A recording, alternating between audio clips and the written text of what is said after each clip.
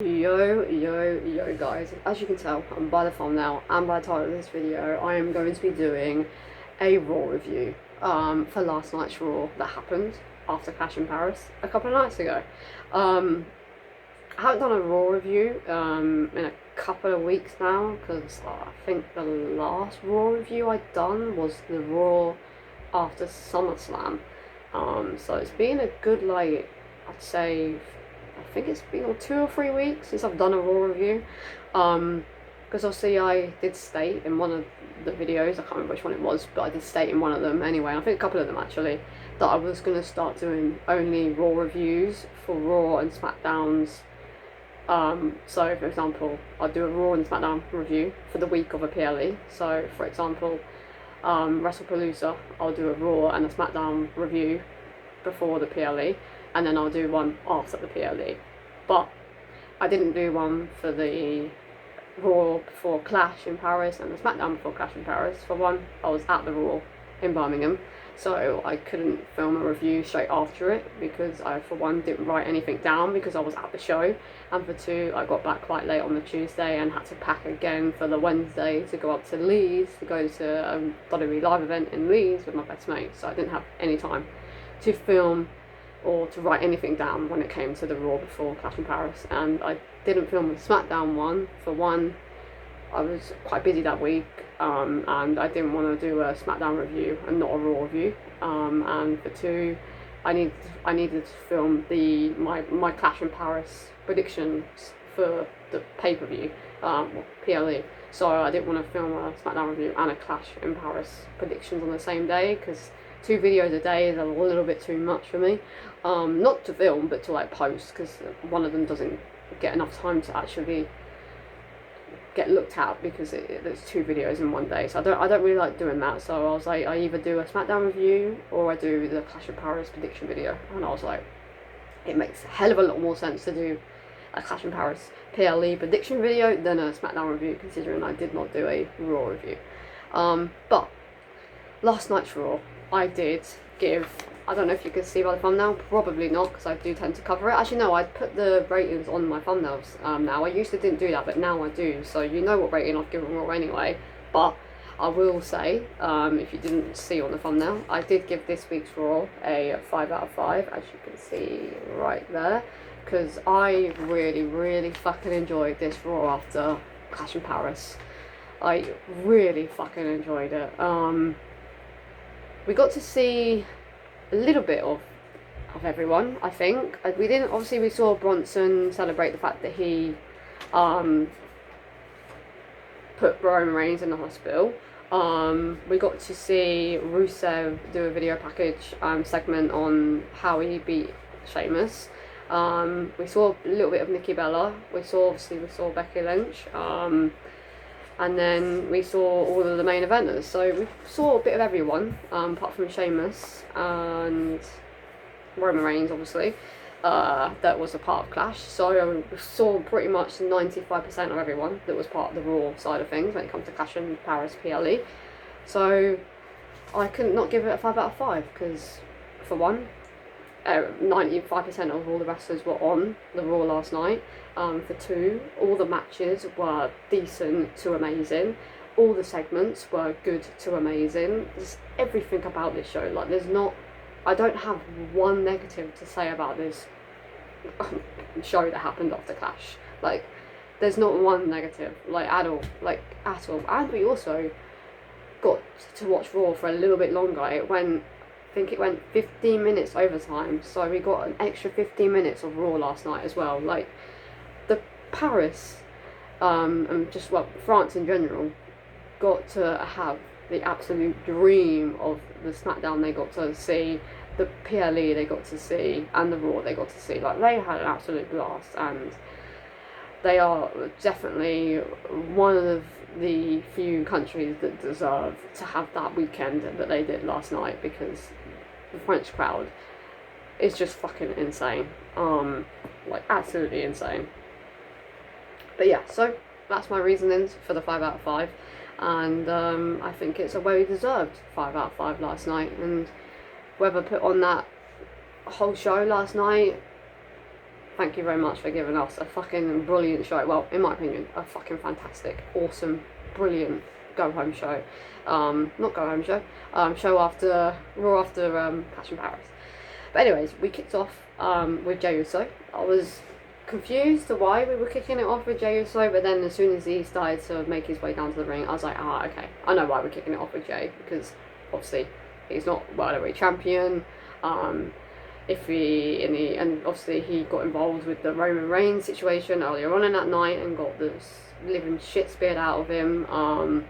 So I was like, okay, that's why Jey is coming down. And Jey was kind of being a little bit heelish. Everyone wanted him to do Yeet one more time, but he didn't. He said that if he didn't help Roman Reigns and took Roman Reigns' advice, that he would be standing here right now as World Heavyweight Champion. And he was just very, very annoyed with himself that he got involved with that Roman Reigns match. He wished he just never got involved. And then it was interrupted by LA Knight. And LA Knight was demanding that that he should be World Heavyweight Champion right now, but because of Jey Uso, he's not World Heavyweight Champion right now, because Jey Uso refused to put Seth Rollins through a table that would have helped one of those three to win.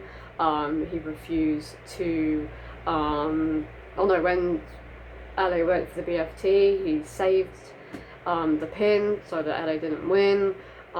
He pretty much just blamed everything for what happened not last night, but a couple of nights ago. And that's why Seth Rollins picked up the victory, and it's all because of Jey Uso, which is very surprising that LA was kind of being a little bit heelish, but so was Jey Uso. And I can definitely see them doing a rivalry between Jey Uso and LA Knight, which I'm so down for, because it would be something like completely different. But I feel like they're going to go for the Usos and Braun and Bronson feud, along with LA getting involved somehow, I think. But yeah, considering what happens at the end of the night, I'm going to speak about what happened at the end of the night straight after speaking about what happened at the beginning of the night, because it sort of goes together, because obviously the four men involved in the beginning of the segment were the four men that were involved in the ending segment. So I'm going to speak about the whole thing as one.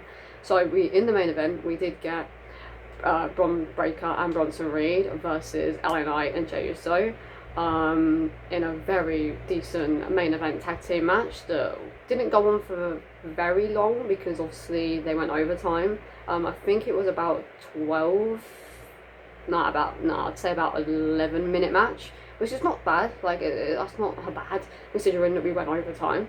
So I think we got about 11-minute match between the four, and it was a very, very decent 11-minute match and a very, very decent main event. Really fucking enjoyed it.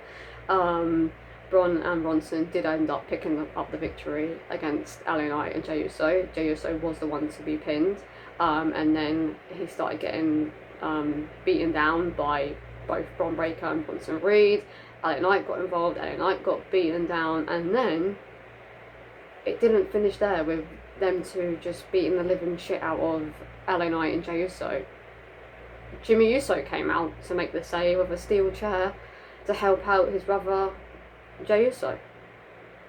And then Braun and Bronson ran off, which is surprising considering that Jimmy's kind of got a thing going on with the Bloodline at the moment. Well, the Bloodline, the Solo Sikoa and MFTs at the moment, and Jake Fatu and Sami Zayn. So that was a bit confusing. I was kind of hoping, if we were to have anybody at the end of the night, that it was Jacob Fatu, because I really want WWE to make the decision to move Jacob Fatu to Raw, because Jacob has kind of done near enough everything on SmackDown that I feel like he's able to do. Like, he's had a feud with Cody Rhodes, and he's had a feud with Randy Orton. He's been a tag team champion. He's been a tag team champion? Yeah, no, he has. I'm sure he has. Maybe he hasn't. Maybe it's the Tongalo and Tama Tonga that have been tag team champions, but not Jacob. Yeah, I think so actually. But he's been United States champion, and he's had a rivalry with his family for a while now, and I feel like it's time for Jacob to move to the bigger leagues, and that's Raw, because I feel like if we have Jacob on Raw, he could feud with Dominic Mysterio, he could feud with Seth Rollins, LA Knight, like even if it's face versus face, CM Punk,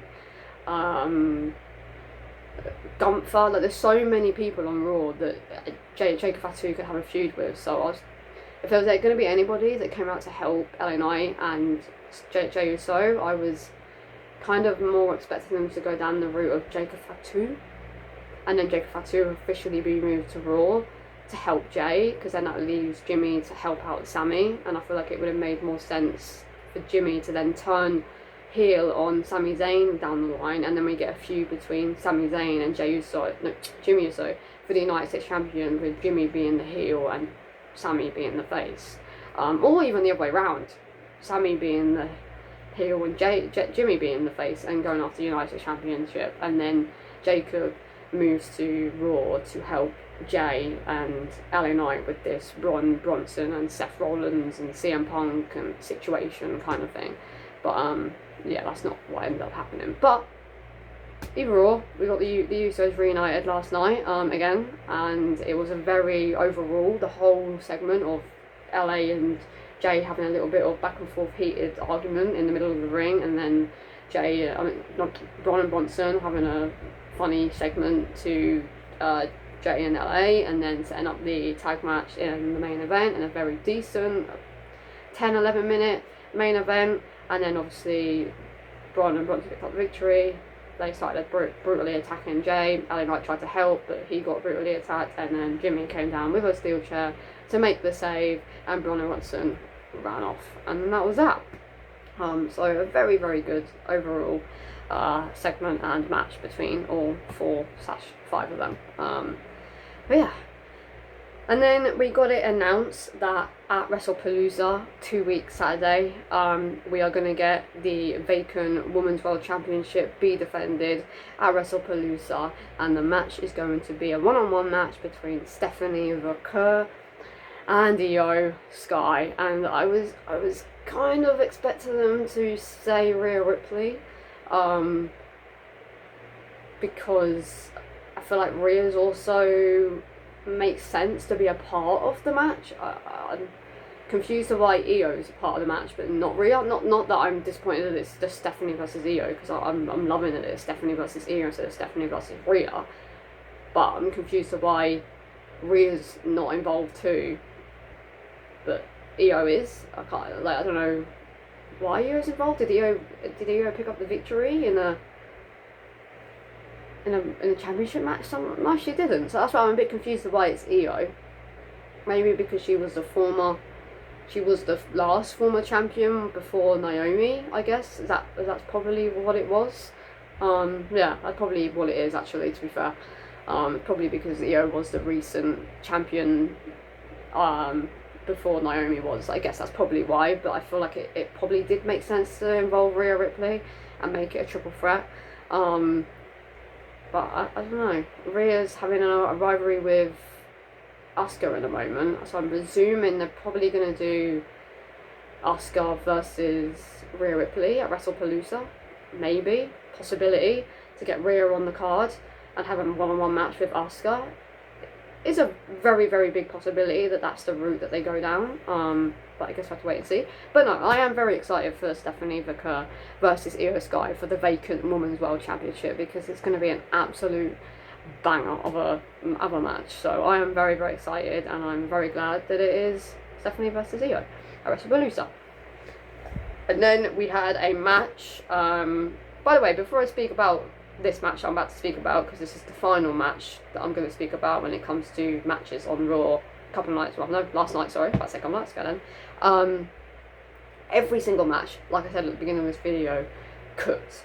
Like, it was a high 3 to a 4 for every single match last night. I enjoyed every single one of them. There is not one match on last night's Raw that I felt let the show down, because I enjoyed Asuka and Kairi Sane versus Roxanne Perez and Raquel Rodriguez. I thought the chemistry in that tag team match was fantastic. I thought Dragon Lee versus Finn Balor was absolutely fantastic. I felt that the New Day and Grayson Waller versus the War Raiders and Penta was an absolutely fantastic 6-man tag. The end of the night match between Bron Breakker and Bronson Reed versus Jey Uso and LA Knight was a really, really decent and enjoyable main event tag team match. And then the other match last night that was fucking incredible and was made even more special and incredible by the French crowd last night, and that was the Intercontinental Championship match between AJ Styles and Dirty Dominic Mysterio for the Intercontinental Championship. And oh my god, the crowd sang the phenomenal song for about 5 minutes straight. Like, they did not stop singing that song, and they sang it pretty much throughout the whole of the match, and it was absolutely fucking incredible. Like, fucking incredible. Definitely my match of the night. Personally for me, AJ Styles vs Dominic was a 4 out of 5, and the others were a 3 out of 5, but a high 3 out of 5. But if I had to pick a match that was my favourite, it would definitely be AJ Styles vs Dominic Mysterio, because it was such an enjoyable match to watch. And AJ and Dominic's chemistry is just fucking fantastic, and the crowd, just everything about the match was just so fucking good. But I'm a bit annoyed that El Grande Americano got involved. I understand why he got involved, because obviously the Judgment Day were banned from ringside, but El Grande Americano is not a part of the Judgment Day, and obviously over the last few weeks we've had interactions with Dominic Mysterio and El Grande Americano. So I understand why he got involved. It's just a little bit annoying that he got involved last night, because I was really hoping and expecting AJ Styles to pick up the victory here, because that's why I thought they were doing it on the Raw after Clash in Paris, because they were going to have a big pop for Clash in Paris in AJ Styles becoming our new Intercontinental Champion, because Dominic's got a match in a couple of weeks' time for the AAA World Championship, so he could win that championship there and have a feud and a rivalry with people in WWE and in AAA for that World Heavyweight Championship, because he's the top champion in that company, and that would have given WWE to have the Intercontinental Championship around the waist of AJ Styles, and AJ Styles could have had a feud with El Grande Americano for one. He could have had a feud with a returning Ilya Dragunov,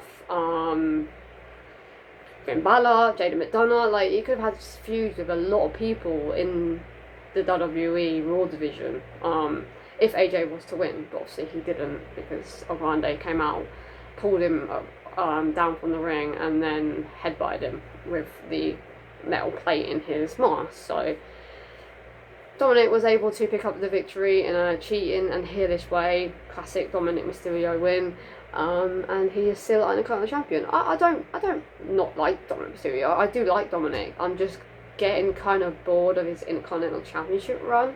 I kind of want it to be somebody else now, and we have different types of feuds with different types of like wrestlers in the Raw division going up against AJ Styles. So I was kind of expecting AJ to pick up the victory here, but obviously he didn't. But I guess we'll have to see what happens next with AJ Styles and what happens next with Dominic Mysterio when it comes to the Intercontinental Championship, because obviously we know he's got a championship match coming up soon against against El Hijo. I have no idea how to say his name, but the AAA World Champion. I don't know how to say his name, but El Hijo, I don't know, something like that. So we know what's up for Dominic when it comes to that championship, but I'm very curious to know what's next for the Intercontinental Championship and what's next for AJ Styles.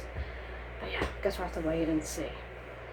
Now we are on to not the main event of the evening, because technically this wasn't the main event of the evening. The main event of the evening was Jey Uso and LA Knight versus Bron Breakker and Bronson Reed, with the help of Jimmy Uso at the end of the night, because Jey and LA got attacked by Bronson and Bron Breakker.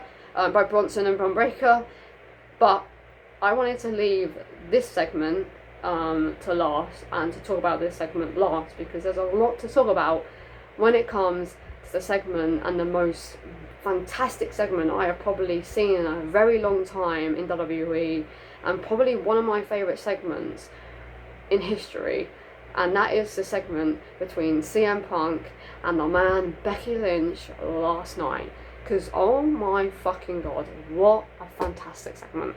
Like, what a brilliant segment between both Becky Lynch and CM Punk. Like, these haters that don't like Becky and call her Becky Hogan need to stop.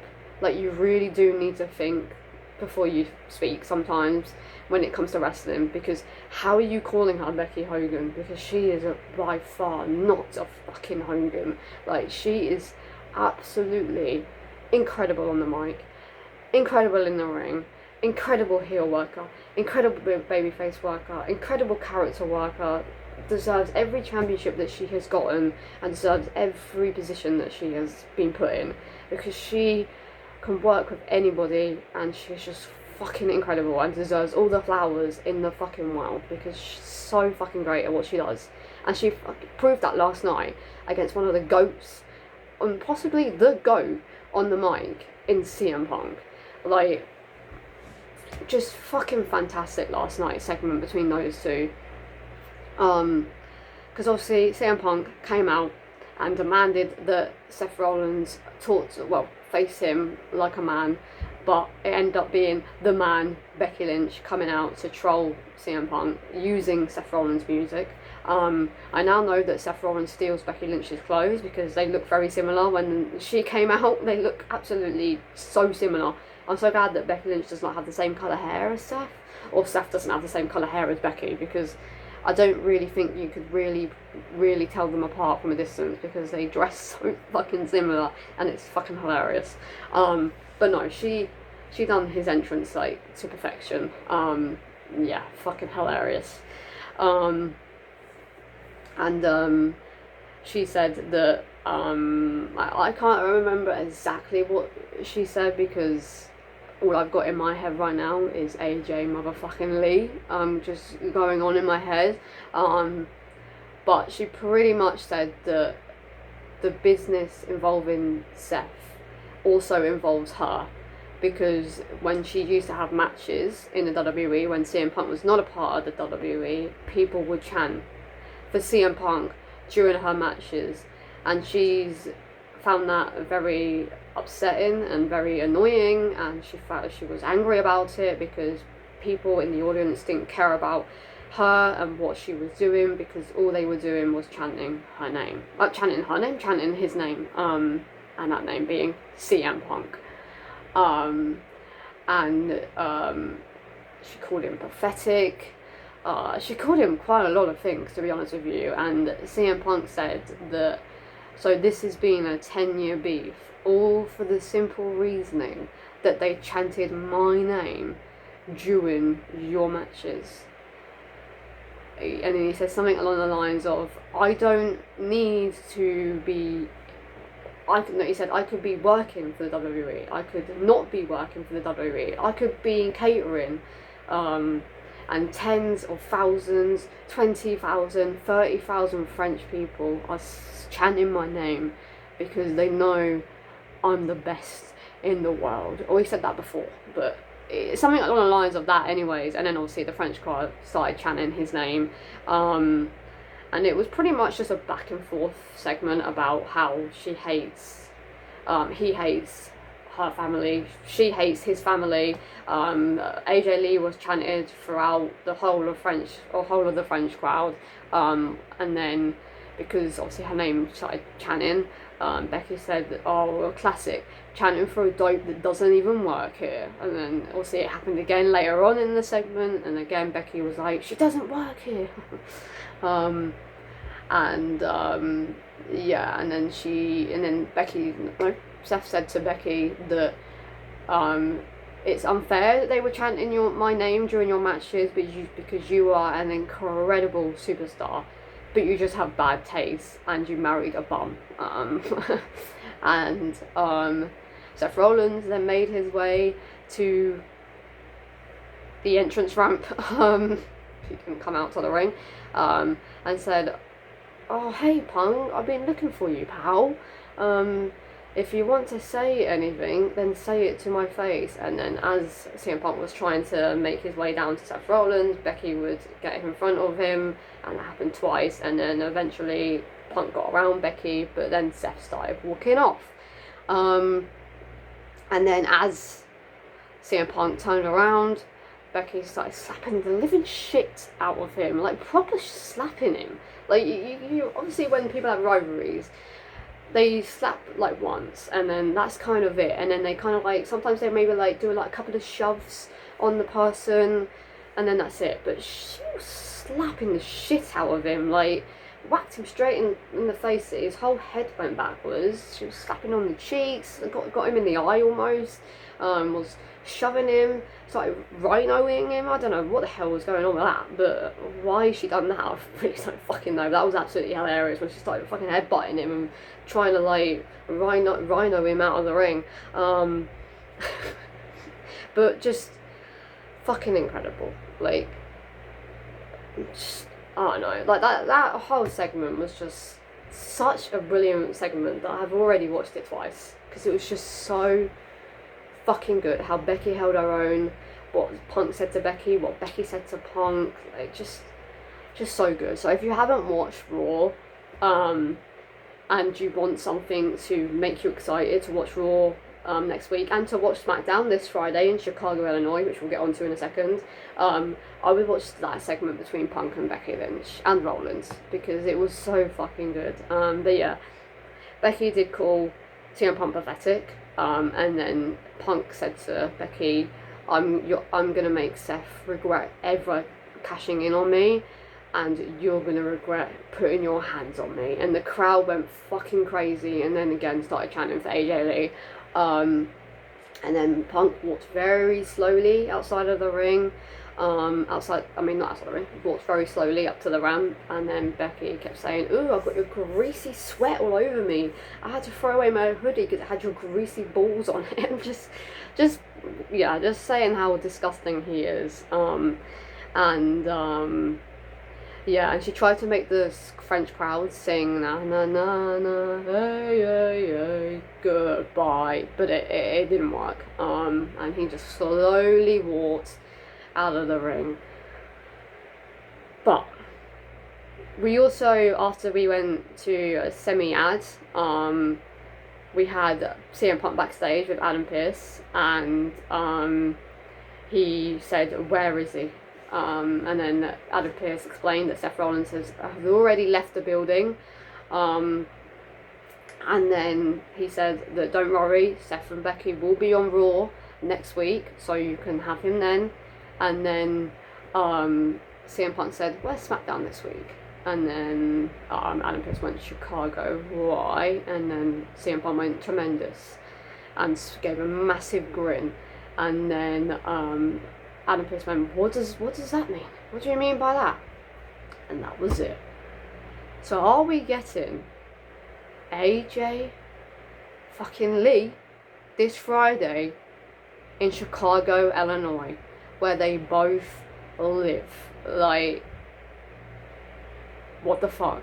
Because we did see a segment between Rhea Ripley and CM Punk after what happened at Clash. But is that a thing for us to kind of throw us off that it's going to be Rhea Ripley that helps CM Punk? Because it does make sense for Rhea Ripley to be the one to help Punk, because obviously Rhea has beef with Becky Lynch still. So it does make sense for it to be Rhea Ripley, but have they done that on purpose to kind of throw us off that it's going to be Rhea Ripley that comes out to help CM Punk, not AJ Lee? It's a very big possibility, but a part of me doesn't think it's going to be Rhea Ripley. I think they've done that just to throw us off, because if it was Rhea Ripley, surely when Becky Lynch was slapping the shit out of CM Punk and pushing him, Rhea would have come out to make the save, sort of thing, but she didn't. And also, I feel like it's got to be AJ Lee now, because Becky Lynch has put her hands on her husband, and I feel like that's a very bold move of AJ to not come back, considering that Becca Lynch has just put her hands on her husband and slapped the living shit out of him and pushed him, called him pathetic, called her a dope. Like, it's going to be a little bit weird on AJ now not to come back. Like, it's going to be kind of me thinking, do you actually like CM Punk? Like, do you actually love your husband? Because it's going to be a bit weird for AJ to not come back now. And I feel like it's going to be very stupid on her part to not make a return now. Because the only person it makes sense for it to be is AJ Lee. Because she is the husband. No, she's not the husband. She is the wife of CM Punk, like the real life wife of CM Punk. Like, CM Punk needs his wife, not Rhea Ripley or Lara Valkyria or Bayley or Roxanne Perez or whoever else it could be. He needs his wife, and his wife is AJ fucking Lee. Where's SmackDown this week? In Chicago, Illinois. Where does AJ Lee and CM Punk live? Chicago, Illinois. Where did CM Punk make his return in 2023 after almost 10 years of hiatus from WWE? Chicago, Illinois. What's the building that SmackDown is in this Friday? Survivor Series, which is where CM Punk made his return in 2023. AJ Lee has been gone for over 10 years now, because she left in July of 2015. So it's been over 10 years now since AJ Lee left. Very similar time to CM Punk. Where is this Friday's Night SmackDown? In Chicago, Illinois. What building is this Friday's SmackDown? In the same building that Survivor Series was at in 2023. Perfect. Perfection right there. To have AJ Lee return in her kind of second hometown in Chicago, Illinois, this Friday night on SmackDown to set up WrestlePalooza 2 weeks Saturday in a mixed tag team match.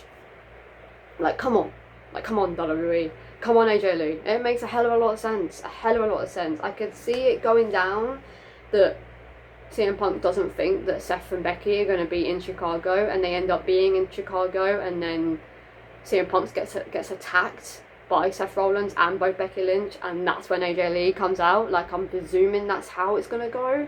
But I don't know, I guess we'll have to wait and see for Friday. But I'm going to be very, very, very, very, very disappointed if AJ Lee doesn't make her return this Friday, because the cards are all there. Like, they're all there. All there for it to be this Friday. I guess it does make sense for it to be WrestlePalooza, but WrestlePalooza are going head to head with another pay-per-view that is happening on the very same day and the very same time in AEW's All Out.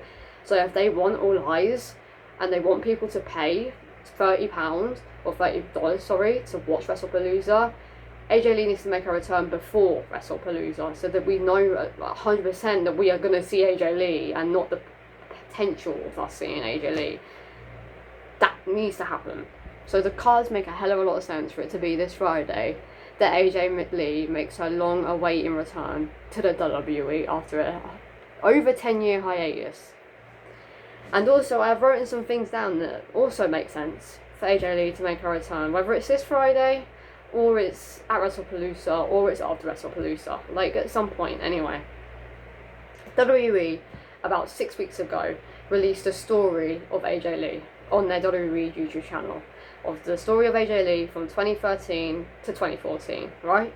So there's that also, including what I just spoke about.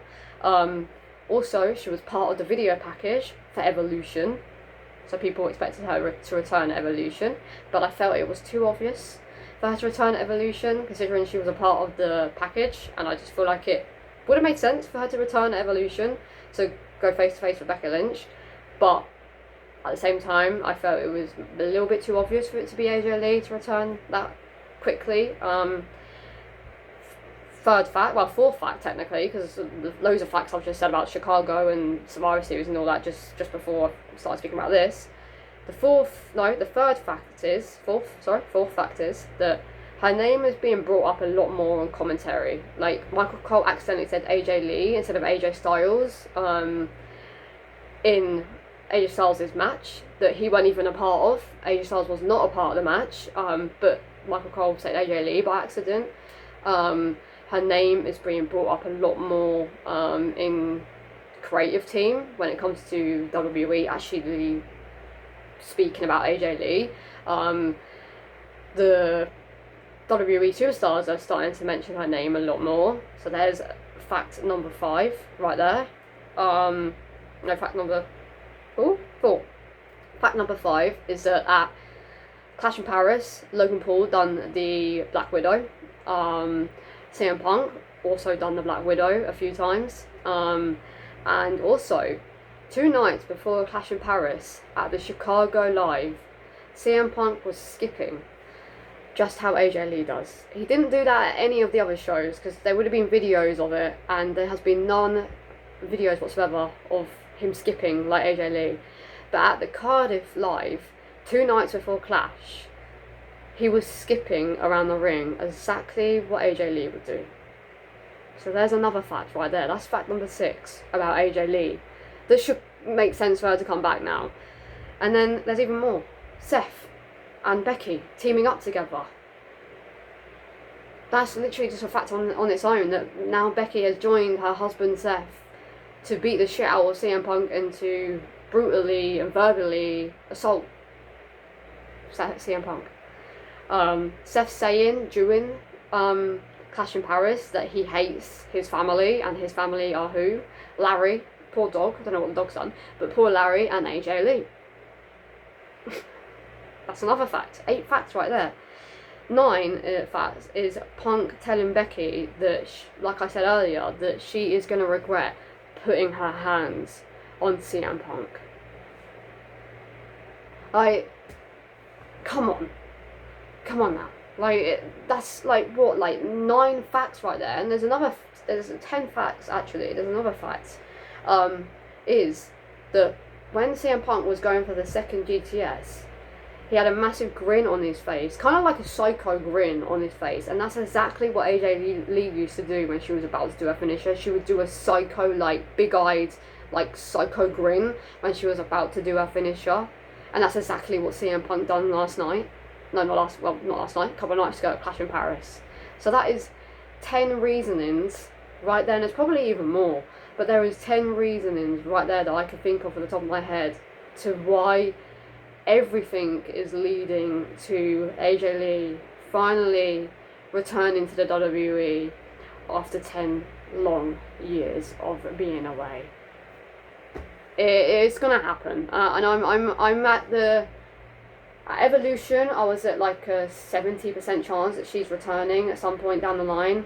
Now I'm at a 95%. I've jumped up from 25% that she is returning, whether it be this Friday or on Monday Night Raw next week, or at the Friday Night SmackDown next week, or at WrestlePalooza at some point in the next 2.5 weeks.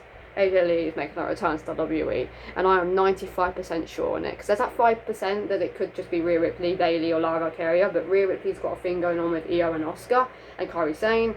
Bayley's got a thing going on with this heelish character at the moment. Lara's got a thing going on with Bayley at the moment and the Judgment Day. And who was the other person? Roxanne Perez is part of the Judgment Day and is a heel, so that makes no sense. So it's got to be AJ Lee, surely. But anyways, guys, it's been probably one of my longest Raw reviews I've done in a while, but there was so much to talk about, and that just proves the fact that there was so much to talk about, and this video has been almost 40 minutes long, how good Raw was last night. Absolutely fucking incredible from start to finish. Apart from El Grande Americano getting involved and AJ Styles, and he said AJ Lee then, AJ Styles not picking up the victory and becoming our new Intercontinental Champion was the only slight negative about last night's Raw, but other than that, there is nothing else to say negative about this, and I am very fucking nervous, excited, hype, emotional, every word that you could think of about this Friday in Chicago, Illinois. No, I'm going to be feeling nauseous, because I was feeling nauseous last night, because I just get so like an overwhelming feeling of like the possibility of AJ Lee coming back, because it's been something I've wanted for a very, very, very fucking long time, and I just, yeah, I'm definitely gonna, I feel like I'm gonna get quite emotional if she does make her return, but yeah, I don't know, that's just me, but Anyways, guys, if you did enjoy this, make sure to give it a big thumbs up.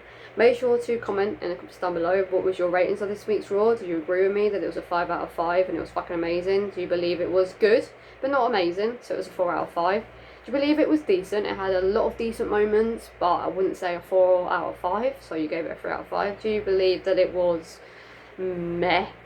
And there's not really much good to say about this Raw, but it wasn't awful, so you gave it a 2 out of 5? Or do you believe that this Raw was the worst Raw that you've ever watched in your life? You wish this Raw was never aired, you'll never ever go back and watch anything to do with this Raw again, and you just felt it was absolutely fucking awful, and it was a 1 out of 5. So let me know, guys, because I'll be very intrigued to know what your ratings are for this week's Raw. Like I said, mine is a 5 out of fucking 5, because it's fucking fantastic. But anyways, guys, this has been Charlie, and I will see you in my next video, which will be the SmackDown review, and I am very excited to see what fucking happens on that SmackDown in Chicago, Illinois. And yeah, it's been Charlie, and I'll see you guys in the next one. Peace.